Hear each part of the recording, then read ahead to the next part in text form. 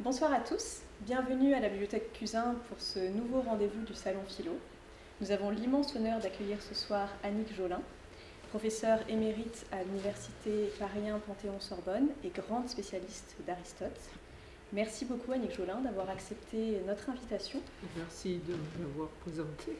Pour nous présenter cet ouvrage collectif sorti en 2017 chez Peters, Alexandre d'Aphrodise et la métaphysique aristotélicienne.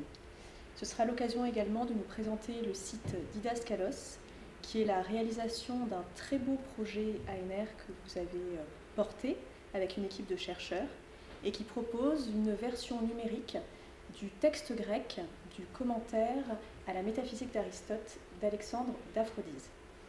Cette présentation sera suivie d'un temps d'échange, puis d'un petit apéritif auquel vous êtes tous très chaleureusement conviés. Annick Jolin, je vous en prie.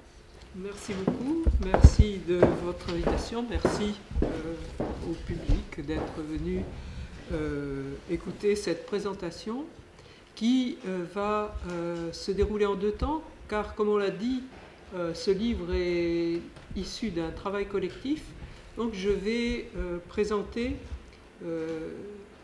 deux volets un peu différents, c'est-à-dire d'abord le contexte du livre qui est important puisqu'il résulte d'un projet ANR et des opérations que l'on doit mener dans un projet ANR.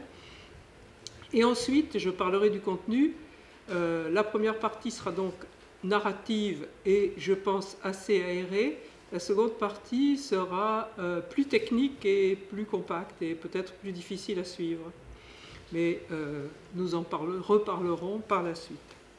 Donc, ce livre contient la plupart des communications qui furent prononcées dans le cadre d'un colloque international, Alexandre d'Aphrodise et la métaphysique aristotélicienne, tenu dans cette même université les 22-24 juin 2015.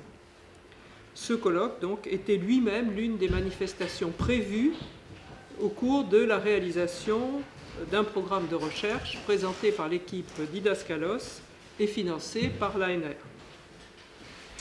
Donc, comme je vous l'ai dit, j'évoque d'abord le contexte qui a rendu possible et nécessaire ces communications et qui en explique aussi l'enjeu scientifique.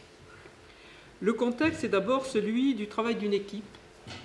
Donc je suis un peu gêné d'être seul à présenter cette équipe. Forcément, je risque de valoriser davantage mes propres intérêts, mais je tiens à dire que ce travail est le travail d'une équipe, l'équipe Didascalos, qui a entamé ses travaux en 2009, puis a bénéficié du soutien de l'ANR de 2013 à 2017.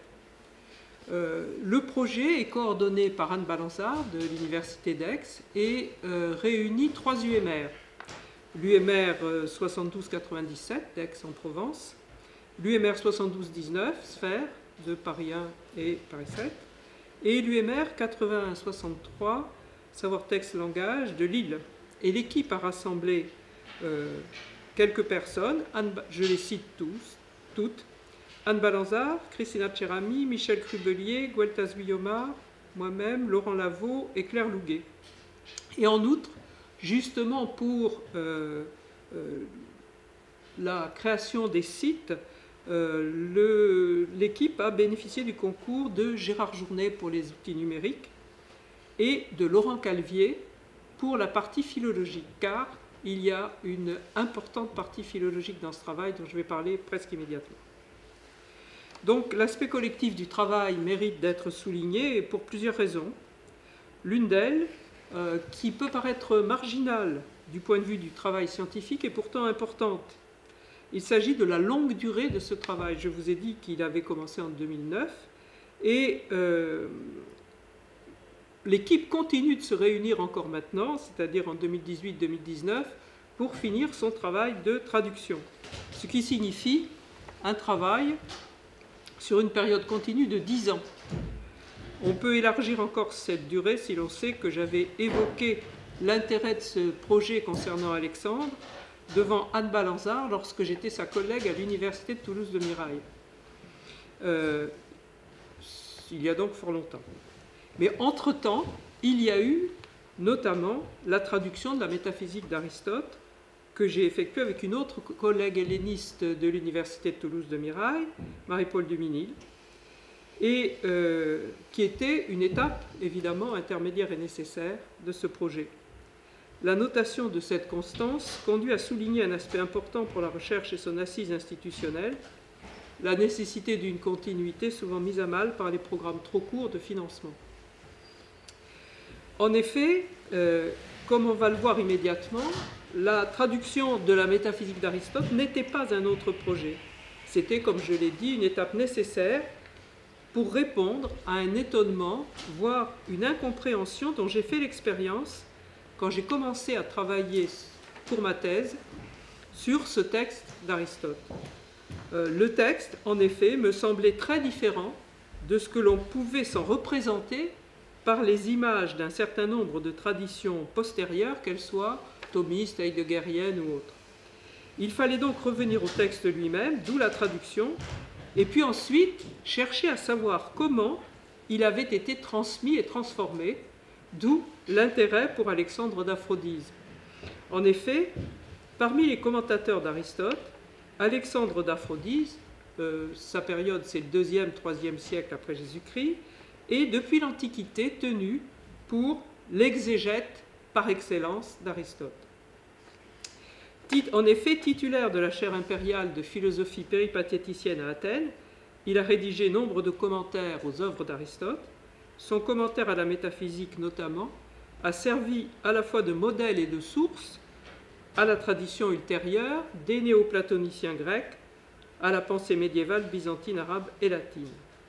De fait, comme le rappelle Robert Sharples, nombre de doctrines qui ont été pendant 2 millénaires considérées comme étant d'Aristote, je cite, aussi bien par ses partisans que par ses critiques, sont en réalité le produit de l'interprétation d'Alexandre. Tel était donc le cadre général de la question qui avait conduit à construire un projet de recherche sur le commentaire d'Alexandre. Alors initialement, le projet, dans le cadre, ou pour Alexandre aussi, comme pour Aristote, était celui d'une traduction du texte grec, suivant l'édition faite par Haïdouk, dans les Commentaria in Aristotelem Greca. Les deux traductions déjà existantes en langue moderne, du commentaire à la métaphysique, la première en anglais, dans la collection dirigée par Richard Sorabji, et la seconde en italien, sous la direction de Movia, sont des traductions de ce texte, au demeurant un texte difficile. Et nous avons commencé, le groupe a commencé de travailler en ce sens de 2009 à 2013, c'est-à-dire le projet c'était une traduction. Mais le financement du projet par l'ANR et les exigences liées à ce financement ont permis, à partir de 2013, d'élargir les perspectives et de les transformer notablement. En effet, et ça c'est un moment important, lors du colloque de jeunes chercheurs organisé par Gueltas Guiomard, Myriam Kodvik, qui travaille avec Primavesi à Munich, a donné une conférence intitulée Alexander and the Text of Aristotle Metaphysics, où elle faisait état du travail de Pantelis Golitsis qui préparait une nouvelle édition du texte d'Alexandre, dont l'édition par Haïdouk, le texte d'Alexandre, Haïdouk l'avait édité de manière peu satisfaisante, d'où une refonte du projet initial. Et là aussi, je note, c'est important, c'est lors d'un colloque de jeunes chercheurs que une initiative nouvelle a pu se développer. Donc, vive les colloques de jeunes chercheurs qui apportent des perspectives nouvelles à la recherche. Donc, préparation d'une nouvelle édition du texte, d'où refonte du projet initial. Il n'était plus possible de continuer à traduire seulement un texte qui deviendrait très vite obsolète. Il fallait non seulement traduire, mais vérifier, voire réviser le texte déjà édité. Je dis réviser et non pas éditer, ce que nous faisons n'est pas une édition, soyons très clairs. Aucun de nous, aucun des membres du groupe que j'ai cité n'était codicologue, mais nous avons eu la chance, à vrai dire très organisée par Anne Balanzard, d'avoir une aide bien informée, procuré par Laurent Calvier, qui a fait une recension complète de la situation des manuscrits. Alors, sur ces questions, vous avez, non pas sur ce site-là, mais sur un autre site de Didascalos, parce qu'il y a deux sites Didascalos, un autre qui est sur hypothèse.org, et qui est le site initial du travail de l'équipe. Celui-ci est plutôt le résultat du travail de l'équipe et quelque chose qui restera. Mais sur le premier site Didascalos, il y a le texte entier de Laurent Calvier à propos de l'édition Hayduck du commentaire d'Alexandre d'Aphrodise à la métaphysique d'Aristote. Et le même Laurent Calvier nous a aussi généreusement donné une formation accélérée en codicologie pour que nous puissions lire les manuscrits que nous devions consulter. Le résultat est que l'équipe s'est engagée dans un travail de révision profonde du texte grec édité par Hayduck. Le texte qui sera traduit différera donc sensiblement de celui édité par Hayduck, notamment par la consultation systématique du manuscrit Laurentianus 85.1, représenté par le sigle O, qui, à égalité avec le manuscrit A, Parisianus Graecus 1876, est un prototype byzantin de la tradition manuscrite. On peut avoir une idée de ce travail de révision en consultant le deuxième site de l'équipe, celui qui est affiché là, construit par Gérard Journet, et qui est intitulé « Outils numériques pour l'étude du commentaire à la métaphysique d'Alexandre d'Aphrodise ». Le site permet d'avoir accès, à partir du texte de Hayduck, au texte des deux prototypes byzantins A et O.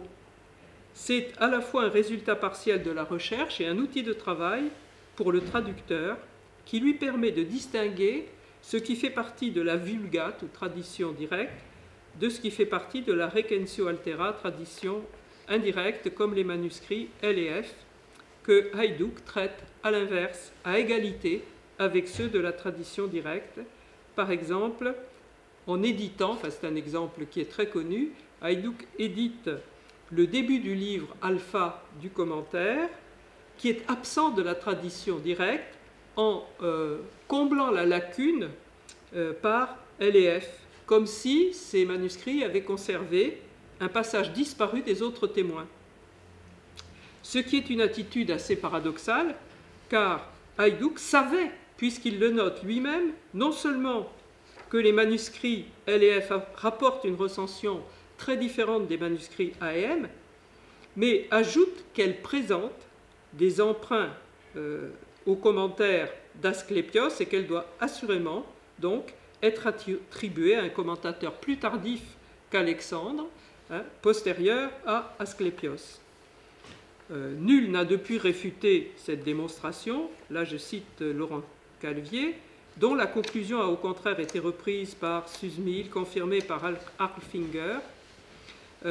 Dans son ensemble, la Recensio Altera est très probablement une réélaboration postérieure de la Vulgate du texte, et récemment démontrée à nouveau frais par Pantelis Golitsis, qui en fait l'œuvre, cette Recensio Altera, l'œuvre d'un professeur, un professeur anonyme d'orientation platonicienne, d'un platonisme modéré, selon toute probabilité chrétien, des 6e, 7e siècles, qui, préparant son cours sur la métaphysique, utilisait comme instrument de travail le commentaire d'Alexandre, ce qui correspond tout à fait aux situations, parce qu'après le commentaire d'Alexandre, tout le monde, tous les gens qui travaillent sur la métaphysique d'Aristote, utilisent le commentaire d'Alexandre pour éclairer ce texte obscur de la métaphysique d'Aristote. Donc, en bonne logique, cette prétendue Recensio Altera doit être tenue au même titre que la version latine de Sepulveda et que le commentaire d'Asclépios pour une pièce de la tradition indirecte du commentaire d'Alexandre et doit être traitée comme telle, avec une nuance cependant, car contrairement à la traduction de Sepulveda, c'est le Moyen-Âge, Sepulveda, qui est tout au plus susceptible de nous renseigner sur l'état du texte dans des manuscrits du Moyen-Âge aujourd'hui perdus, elle présente l'intérêt de nous faire remonter, à l'instar du commentaire d'Asclépios, à une ramification de la tradition manuscrite bien plus ancienne que celle qui est attestée par les manuscrits de la tradition directe. Vous voyez comme c'est compliqué. Arlfinger l'a aussi souligné, la seconde version, telle qu'elle est conservée dans les manuscrits LF, est beaucoup plus ancienne que les plus anciens manuscrits qui contiennent la Vulgate. Mais elle présente aussi un inconvénient qui empêche de s'en servir mécaniquement, car elle est de ces témoins qui n'indiquent leur source ni systématiquement, ni même explicitement. Comme son texte résulte d'un remaniement plus ou moins important suivant les passages du commentaire d'Alexandre, et ne signale pas de manière explicite les emprunts qu'il lui fait, il ne peut être employé tel quel pour combler les lacunes dont souffrent tous les prototypes de la tradition directe.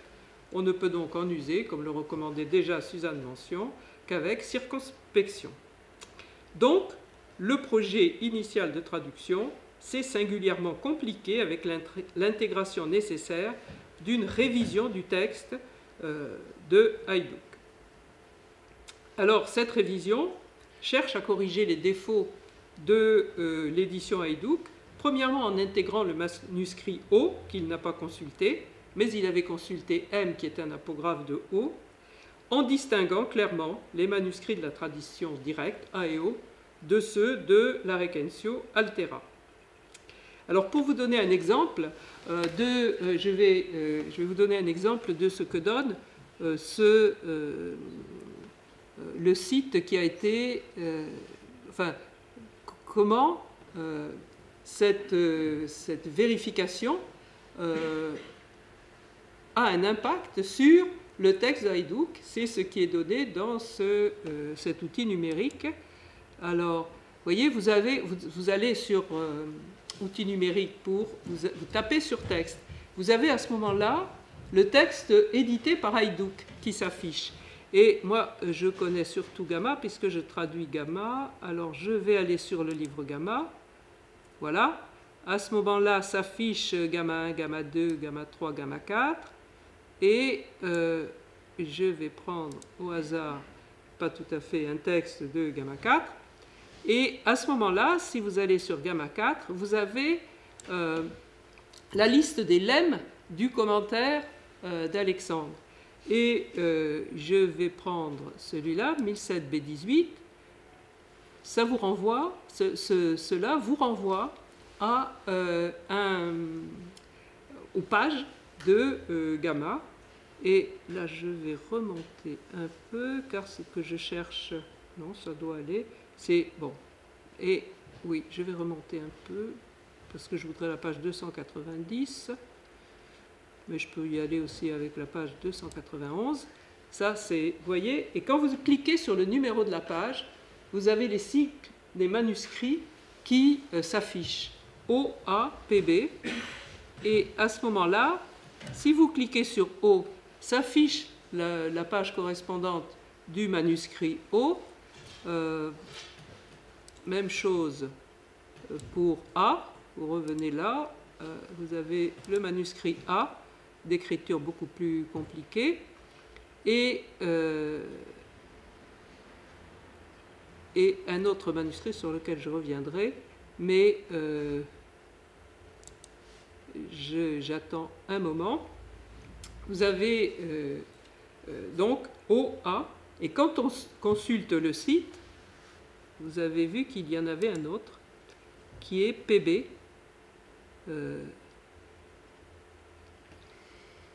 et il s'agit là, enfin il y a renvoie à un autre manuscrit noté PB, et ici il s'agit là de l'objet d'une vérification systématique des membres du groupe de traduction, car le statut de ce manuscrit est contesté, comme l'explique Laurent Calvier dans un document qui figurera lui aussi au début de chacun des livres publiés chez Vrin, puisque toutes ces traductions vont être publiées chez Vrin, et qui s'intitule « Sur le texte grec ». Quant à PB ou P, son statut fait encore l'objet de discussions. D'après Pantelis Golitsis, le manuscrit procéderait au moins en partie d'un hyparchétype byzantin disparu, bêta, indépendant de A et de O. C'est-à-dire que si PB est vraiment indépendant, au lieu d'avoir un seul hyperarchétype alpha dont découlent différemment A et O, il faudrait en avoir deux, alpha et bêta. mais il se trouve que nous ne sommes pas d'accord avec cette hypothèse de Pantelis Golitsis, parce que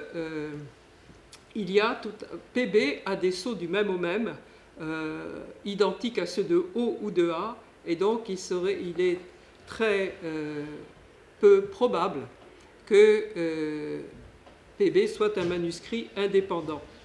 Alors, si nous vérifions systématiquement PB, c'est afin de vérifier laquelle des deux hypothèses, celle de Pantelis Golitsis d'une part, ou celle de Laurent Calvier d'autre part, est vérifiée. Alors, celle de Laurent Calvier est la suivante.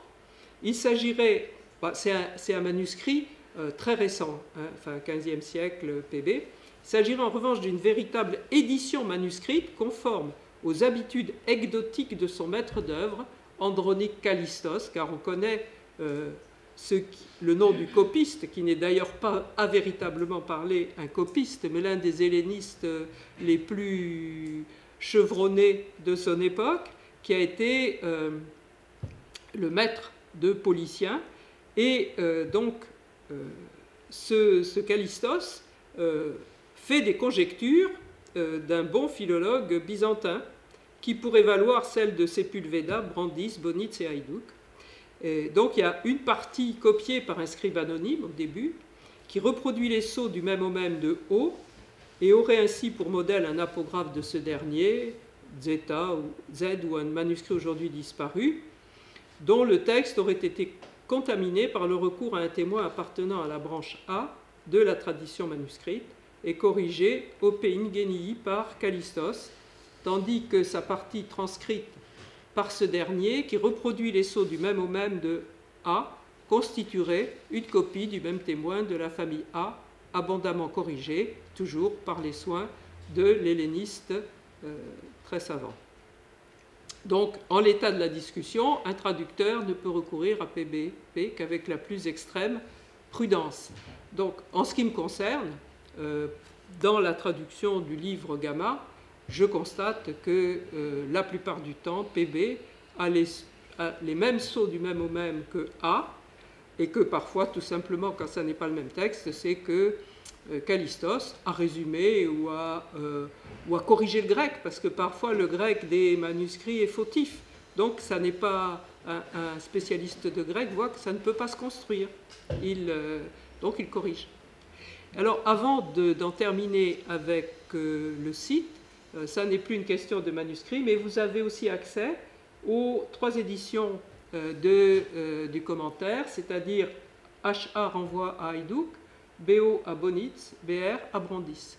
Donc c'est vraiment un outil intéressant pour avoir une vue synoptique d'un même passage sur toutes les éditions disponibles. Voilà, j'en ai fini avec la partie avec la partie narrative relativement aérée. Maintenant, je vais en venir à la présentation des principaux textes du volume. Et d'abord, justement, le premier texte de ce volume, c'est un texte de Silvia Fazzo, Alexandre témoin de la transmission du texte d'Aristote, et qui directement envisage les questions de ces éditions ou de l'incidence du commentaire d'Alexandre sur le texte même de la métaphysique d'Aristote. C'est-à-dire que l'objet de ce texte est d'analyser le rôle du commentaire dans la constitution même du texte de la métaphysique d'Aristote, puisque le témoignage d'Alexandre est l'un des plus anciens que nous ayons sur ce texte. Ce n'est pas une nouveauté, d'ailleurs, enfin, c'est bien connu des éditeurs, puisque depuis Diels, on présente le témoignage d'Alexandre d'Aphrodite selon 3 niveaux de fiabilité décroissante: les lemmes, qui sont notés AL, les citations dans le cours du commentaire, qui sont notées ALC, et les paraphrases ALP. Alors, ces degrés de fiabilité ont été contestés par Oliver Primavesi, qui considère les paraphrases comme les témoignages les plus fiables parce qu'elles sont intégrées dans un discours continu et moins facilement contaminées que les lemmes, titres ou chapitres, ou les citations, qui sont plus aisément détachables du corps du texte. Alors, Sylvia Fazo pense que les cas les plus intéressants sont ceux où Alexandre d'Aphrodise discute plusieurs versions, comme c'est le cas pour le texte de Métaphysique Alpha 8, 989 à 26, concernant Empédocle, où l'on peut lire tantôt outéortos, outéologos, tantôt outéortos, outéalogos, ce qui implique une différence évidemment d'un sens à son contraire. Dans le premier cas, Aristote est entièrement critique à l'égard d'Empédocle. Dans le second, il reconnaît en partie le bien fondé de la position d'Empédocle, ce qui lui semble plus conforme aux habitudes d'Aristote quand il rapporte les propos des présocratiques. Les questions de transmission sont donc non des questions extérieures, mais des questions constitutives de l'interprétation des textes, peut-être, et je dis ça en tant que philosophe, j'ai honte, mais bon, plus importantes que les analyses de contenu, puisqu'elles concernent la lettre même du texte. Et c'est très important, donc, de s'occuper de la lettre. Lors du colloque, d'ailleurs, cette question avait été abordée plus largement, puisque Marwan Rached également avait donné une communication sur ce point, mais il a préféré débattre sur le contenu avec Ricardo Chiaradonna pour la publication. Et je parlerai de ce texte plus tard. Donc, il s'agit là d'un premier aspect important d'Alexandre d'Aphrodise, celui de témoin de la tradition aristotélicienne, d'autant plus important d'ailleurs qu'il est l'un des rares témoins appartenant au péripathos parmi les commentateurs grecs d'Aristote. Le plus grand nombre des autres témoins se revendiquent de l'école platonicienne. Voilà. Premier point, évidemment, je ne trancherai pas sur les positions adoptées par Sylvia Fazo, qui est en débat avec Primavesi, Golitsis, Rached, qu'elle cite d'ailleurs dans son texte. Elle oublie seulement Myriam Kodvik, qui est pourtant quelqu'un dont les analyses sont importantes. Le second texte, on pourrait dire, c'est l'aspect de Alexandre, historien de la philosophie. Tel est l'objet de l'étude très complète de Claire Louguet sur les présocratiques dans le commentaire d'Alexandre d'Aphrodise à la métaphysique d'Aristote, un essai de typologie.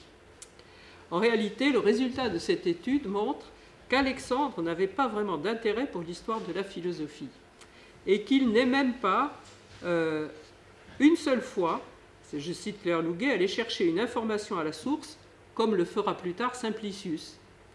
L'attitude d'Alexandre est ici paradoxale, me semble-t-il, par rapport à l'école à laquelle il appartient, puisqu'on le sait, sans les témoignages d'Aristote sur les doctrines des physiologues, même traduites autant qu'on voudra en langue aristotélicienne, les travaux des philosophes antérieurs à Platon nous seraient inconnus.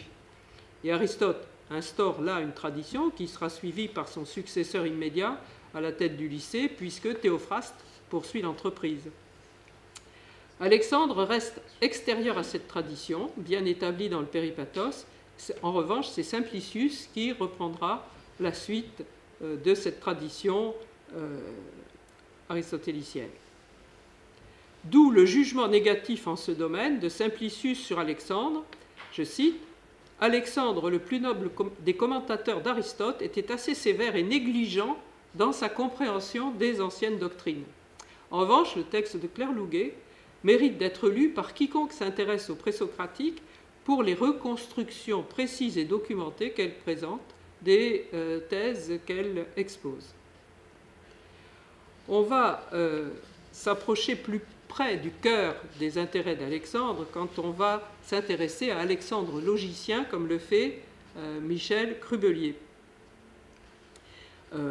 En effet, Alexandre a beaucoup plus d'intérêt pour la logique que pour l'histoire de la philosophie. Il évoque d'ailleurs cette préférence pour la dialectique quand il dit que le livre alpha des traités métaphysiques constitue seulement les prolégomènes d'un traité qui commence vraiment pour lui avec le livre bêta et l'examen dialectique des difficultés. Ainsi, Michel Crubelier, dans Alexandre sur le statut du principe de contradiction, reconnaît cet intérêt pour la logique et montre qu'Alexandre fait peut-être un pas de plus qu'Aristote dans le traitement logique du principe de non-contradiction, où, je cite Michel Crubelier, qu'il va au-delà de ce que dit effectivement le texte d'Aristote, mais que son interprétation est cohérente et compatible avec les textes et leur contexte. Mario Minucci, qui est un logicien italien, avait déjà remarqué cette différence entre Aristote et Alexandre. Selon lui, Alexandre défendait l'idée que la philosophie première, en tant que science des axiomes, était la connaissance scientifique de ce qui est au fondement de toute démonstration, faisant de la sorte, je cite Minucci, un pas vers l'idée platonicienne d'une superscience à laquelle sont subordonnés les autres. Un pas qu'Aristote lui-même s'était bien gardé de faire, puisque, comme le rappelle Michel Crubelier, Aristote critiquait explicitement l'idée d'une science des axiomes, car, je cite, il s'ensuivrait qu'il existe un genre unique de ce qui est démontrable. Ce à quoi Aristote se refusait. Gueltas-Guiomard, dans sa thèse, avait déjà posé qu'Alexandre cherchait à réduire une tension dans la philosophie d'Aristote pour constituer, je cite Gueltas-Guiomard, la métaphysique en une science une. C'est en effet sa thèse, l'unité de la métaphysique selon Alexandre d'Aphrodise, qui fait de Gueltas-Guiomard un des spécialistes d'Alexandre. C'est donc dans sa thèse déjà qu'il avait dit ça. Et cette réduction des tensions, qui est chez Alexandre l'effet d'une lecture systématique, commence à expliquer par quels moyens Alexandre modifie le projet aristotélicien de philosophie première, mais n'exclut pas qu'Alexandre puisse apporter des éléments de technique logique dignes d'intérêt. C'est bien le cas. En effet, si Alexandre fait un pas qu'Aristote se refuse à faire, à propos du principe de non-contradiction, quand il remplace l'expression aristotélicienne d'une fausseté manifeste de ceux qui nient le principe de non-contradiction par celle d'une impossibilité manifeste, Michel Crubelier y voit l'apparition des deux notions corrélatives d'impossibilité et de nécessité métaphysique. Est impossible une proposition qui implique une contradiction, et nécessaire celle dont la négation implique une contradiction. Bien sûr, tout cela était déjà chez Aristote, mais de manière beaucoup plus floue. Par la logique, on entre dans ce qui constitue le cœur même des publications du volume, à savoir le rapport entre logique et philosophie première. C'est d'ailleurs l'objet du texte proposé par Gueltas-Guiomard dans ce volume.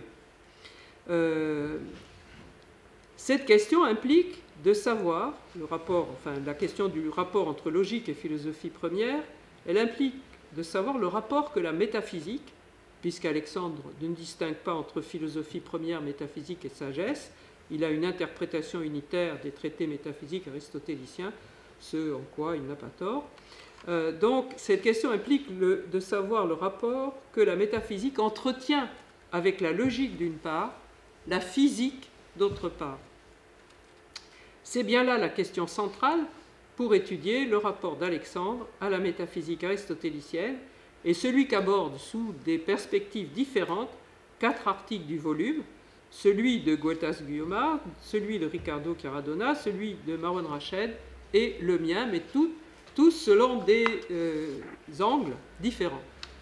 Alors, Gueltas-Guiomard étudie le rapport entre logique et métaphysique sous l'angle du rapport entre dialectique et philosophie première, qui met en jeu l'importance du traité des catégories pour la philosophie première. L'importance des catégories pour la philosophie première sera aussi l'objet du débat entre Ricardo Chiaradonna et Marwan Rached, qui ont sur ce point des attitudes absolument opposées. Pour ma part, je m'intéresse à la place des catégories, non pour savoir si elle est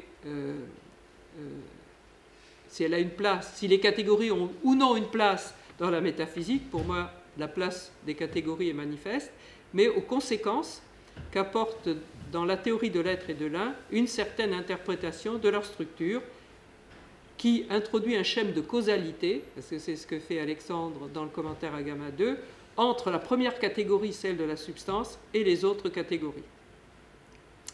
Donc, Gueltas-Guiomard prend pour objet ce qui semble, à partir de plusieurs déclarations d'Alexandre, constituer ce qu'il appelle un brouillage entre logique et métaphysique. Pourtant, Alexandre, à la suite d'Andronikos, reconnaît pleinement le rôle seulement utilitaire de la logique. Pour Aristote, en effet, la logique est l'instrument de la philosophie et non l'une de ses parties, comme elle l'est pour les stoïciens. La logique ne peut être une partie de la philosophie parce que la philosophie n'est pas le seul savoir à utiliser la logique. Toutes les sciences s'en servent. Or, il n'est pas possible d'être une sous-partie de toutes les sciences pour la logique. En même temps, ce statut transversal de la logique la rapproche de la métaphysique, qui est aussi une science universelle et première, notamment quand la logique prend une forme catégorique où les prémices ne sont pas conditionnelles mais vraies. La position d'Alexandre consiste à dire que le fait que la logique soit l'instrument de la philosophie ne l'empêche pas d'être son œuvre, comme il le dit dans le commentaire aux premiers analytiques. Là, vous allez avoir un exemple de la subtilité logique d'Alexandre.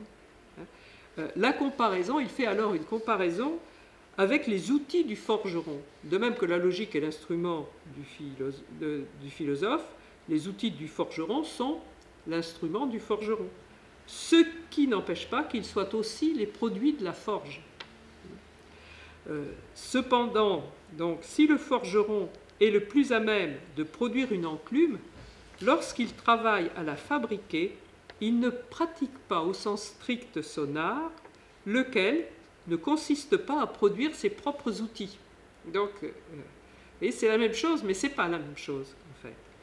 Que la logique soit l'œuvre de la philosophie première, au sens où elle en provient, ne fait donc pas des traités de logique des ouvrages de philosophie première, au sens où ils en relèveraient. De même donc que quand le forgeron forge ses propres outils, il n'exerce pas véritablement son métier, qui est de forger des outils pour d'autres artisans que lui. Oui, c'est ce à quoi en vient Alexandre, solution qui évite le brouillage. Gueltas-Guiomard note, page 104, que Simplicius avait déjà remarqué à propos des catégories, et ça, Simplicius est lui aussi un interprète très intéressant, que bien que la division proposée par le traité, la division des catégories, se retrouve dans des œuvres aussi diverses que la métaphysique, les topiques ou l'éthique à Nicomaque, cette division se fait de façon appropriée à la logique, c'est-à-dire selon les expressions ou selon la forme logique dans les catégories, tandis qu'elle se fait selon l'existence des êtres et la nature de ces êtres dans les autres traités. Autrement dit, il y a la même division des schémas catégoriaux dans les catégories et dans d'autres traités de contenu, sauf que les catégories, en quelque sorte, changent, sont pourvues de contenu avec des objets différents en fonction de la finalité ou de l'objectif propre de chaque traité. Et donc, il remarquait de la sorte une distinction entre le schème proprement logique des catégories et leur application à des objets de savoir différents. Ce qui conduit Gueltas-Guiomard à affirmer, je le cite là, que c'est en assumant à plein le projet d'une science des êtres en tant qu'ils sont qu'Alexandre se donne les moyens d'opérer une distinction réelle entre logique et métaphysique. Conclusion opposée à l'une des descriptions antérieures de Marwan Rached que Gueltas-Guiomard cite en note, et Marwan Rached selon qui Alexandre d'Aphrodise transforme l'entreprise métaphysique en une cosmologie générale et unifiée, rompant ainsi les amarres avec une science de l'être en tant qu'être. Pour Gueltas-Guiomard, au contraire, c'est le rattachement de la logique à une science de l'être en tant qu'être qui permet de faire la distinction entre logique et métaphysique. Donc, en fait, vous avez déjà là l'énoncé d'un débat qui est aussi le même que celui entre Marwan Rached et Ricardo Caradona.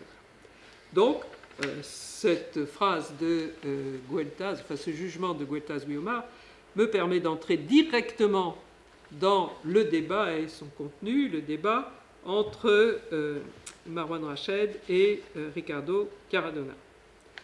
En effet, si Marwan Rached reconnaît dans l'article du présent volume, son article c'est Alexandre d'Aphrodise sur la chose pragma et le quelque chose pragmati, il reconnaît dans la note 17, page 187, que l'article de Ricardo Caradona, catégorie et métaphysique chez Alexandre d'Aphrodise, l'exégèse de catégorie 5, contenu dans le même volume, je cite Marwan Rached, corrige une tendance qui avait été la sienne dans son livre Essentialisme, à ne pas rendre compte du rôle de la doctrine des catégories dans la philosophie d'Alexandre, et il tente d'y remédier justement dans cet article en explorant des voies ouvertes par la contribution de Ricardo Caradona. Il n'en reste pas moins un désaccord de fond entre eux sur le rôle et l'importance de cette doctrine dans la pensée d'Alexandre. Ce désaccord, dont il n'est pas possible de donner en détail les justifications techniques complexes, car cela demanderait presque un cours de 3 heures, revient au fait, je résume, que selon Ricardo Caradona, Alexandre regardait la forme intelligible et séparée, c'est-à-dire le premier moteur, comme une substance individuelle selon les critères établis dans les catégories, de sorte que selon le point de vue de Ricardo Caradona, Alexandre faisait tout pour intégrer les catégories à sa métaphysique essentialiste, tandis que selon Marwan Rached, au contraire, pour Alexandre, les catégories sont au mieux propédeutiques, au pire fautives. Mais Alexandre, ça c'est assez amusant, pour des raisons institutionnelles, ne le dira jamais, parce que sinon, il met en danger la boutique qu'il est censé représenter, et s'interdira peut-être même de trop le penser. Donc, les catégories sont au mieux propédeutiques, au pire fautives, c'est-à-dire incompréhensibles sans la distinction de métaphysique delta 8, qui se répercute ensuite sur les livres Zeta et Eta. Il est donc erroné de croire qu'Alexandre interprète la métaphysique en fonction des catégories. Le débat concerne donc centralement la question du rapport entre les catégories et la métaphysique. Ce débat, en fait, repose sur la détermination différente de ce qu'est la substance première dans chacun des deux traités, sans entrer, donc, comme je l'ai dit, dans le détail des arguments techniques et savants des deux protagonistes, car il s'agit, dans le cas de Ricardo Caradona, de reconstruction hypothétique, comme il le reconnaît, page 157, à partir de témoignages néoplatoniciens, notamment Simplicius, et dans celui de Marwan Rached, d'une distinction hyper fine entre une chose, pragma, et quelque chose, pragmati, qui demanderait évidemment une analyse très détaillée. Je me contenterai de faire remarquer qu'un débat analogue sur la différence entre la substance première dans les catégories et la substance première dans la métaphysique est classique et a lieu aussi parmi les interprètes contemporains à propos d'Aristote lui-même. C'est ce débat qui avait conduit, il y a longtemps, Suzanne Mention à remettre en doute l'authenticité du traité des catégories.